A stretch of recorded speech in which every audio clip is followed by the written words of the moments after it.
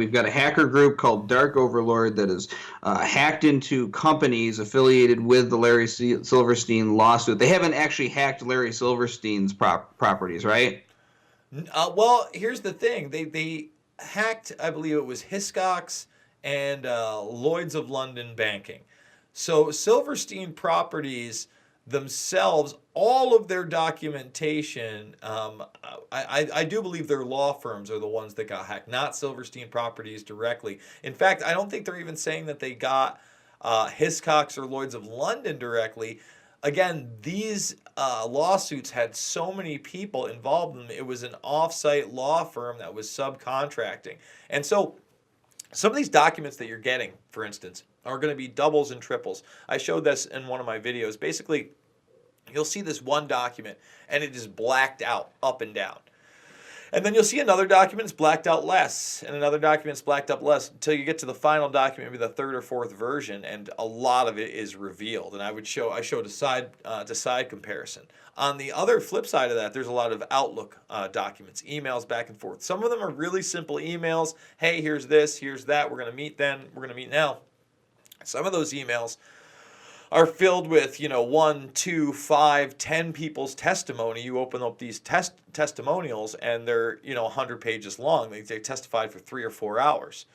So when a guy like Michael Levy, who's the head of the operations, he's talking about Kroll and John O'Neill, that tells me somebody like Michael Hess is also in this, who was the city corporation counsel, who was Rudy Giuliani's right-hand man, and who was the man that was stuck in Building 7 as explosions went off underneath him with Barry Jennings and was taken out by the fire department and actually went on television that day to talk about those explosions. So those are the really exciting things to me, is that we may actually get these depositions, and there are some nuggets already in these documents that I think are extremely important to show you how the system works. For instance, who's paying for these lawsuits? It's not going to be United Airlines. It's not going to be the insurance companies for sure. I mean, we're talking billions upon billions of dollars. And most of them are signing NDAs and all the other stuff. No, it's from everything they froze on 9/11. All the Sudan properties, all the Syrian properties, all the Iranian properties. And then there was 13,000 plus other properties that is just kind of like undisclosed. And who do they exonerate? Well, a bunch of princes in Saudi Arabia and the Kingdom of Saudi Arabia and the House of Saudi Arabia. They all get exonerated. And then you got like these 5 other guys, Yassine Qadi, who, again, part of the bin Laden network, somebody who Robert Wright of the FBI blew the whistle on directly after 9/11, and the Khalid bin Mahfouz, like I was talking about, also in the documents. And maybe there's going to be something done. But as I understand it, there's still litigation against these guys how many years later? And Tony Podesta, what a good person Tony Podesta is, he's the one helping to defend Saudi Arabia, the House of Saud, and all these other princes that are under lawsuit. And I'm going to finish the summary just so the audience understands. So this group is releasing this. They've already put out the file on this, but they're releasing the codes based on whoever pays them. So if the people who they hacked pay them, then they'll put it back under lock and key. But if the Truth Movement gets together and pulls money, then they'll release it. They just want to get paid. These are not activists at all. And I'm going to zero in on something, because I was going to ask you, how much can be revealed regarding 9/11 truth in these documents? But you said something about a document mentioning how the military intervened in Shanksville. And I know this audience won't forgive me if we don't zero in on this right now. Can you just elaborate on that a little bit? Yeah, you know what? I'm actually going to be probably putting this short segment up on my backup channel, the Pulse Change channel, where I've been doing most of my reporting. But what the audience is looking at right now is kind of a companion to this, is that document right here. And I believe it is 000100135. It's a Microsoft Word document. And what you're looking at here, if you go up to the top, is the liability potential of American and United Airlines.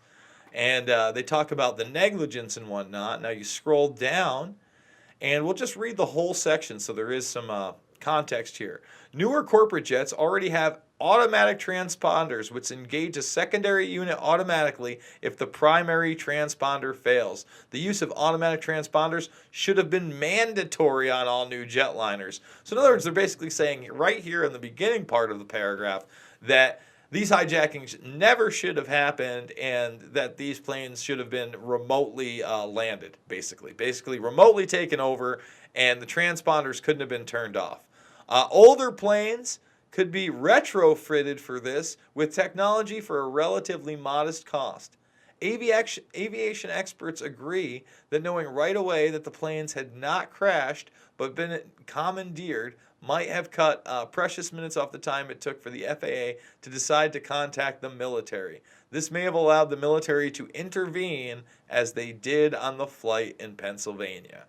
So again, I do think a lot of things are going to slip out in these documents. Are we going to see, for instance,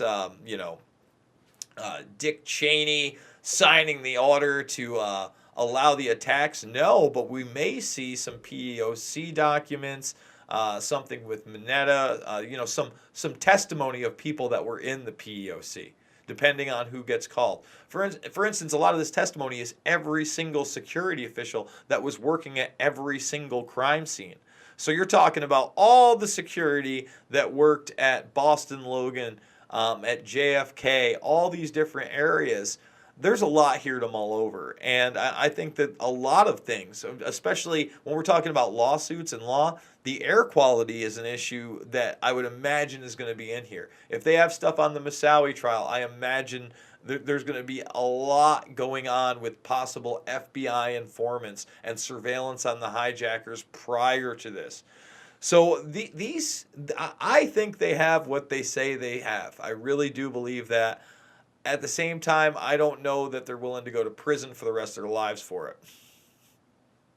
Well, they're messing with a lot more powerful than Netflix and putting out the Orange is the New Black. I mean, you're dealing with the biggest event in the 21st century that still shapes our lives, in which a lot of people made money from. Now, here I thought we were going to be talking about the potential significance of later papers that were to be released. This is the first that I'm hearing of this, where you have a document acknowledging that the military intervened in Pennsylvania. That's actually huge news if the document is legitimate.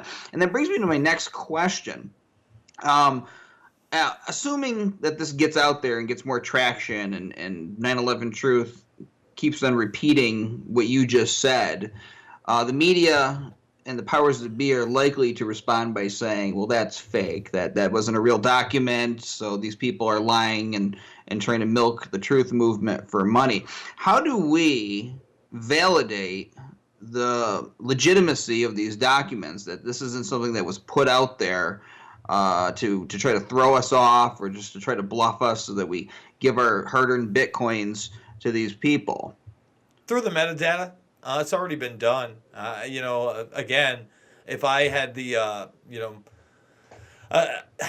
I'm going to tell you right now, these documents, at least the ones they released, are 100% real. And when I say through the metadata, when they were created, the log files surrounding them, just everything about them is legitimate. From the scanned documents to the email documents to the Word document that I just read to you, everything could be cross-referenced.